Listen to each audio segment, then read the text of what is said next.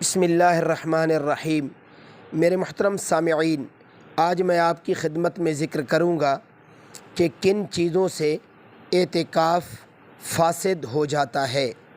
میرے محترم سامعین، توجہ سے سماعت فرما لیجیے کہ بلا عذر جان بوجھ کر یا بھول کر مسجد سے باہر نکلنا، حالت اعتکاف میں جماع کرنا یعنی ہم بستری کرنا، کسی عذر سے باہر نکل کر ضرورت سے زیادہ ٹھہرنا، جیسے پیشاب کے لیے گیا اور پیشاب سے فارغ ہو کر کے بھی گھر میں کچھ دیر ٹھہرا رہا یا راستے میں کچھ دیر ٹھہرا رہا، بیماری یا خوف کی وجہ سے مسجد سے نکلنا۔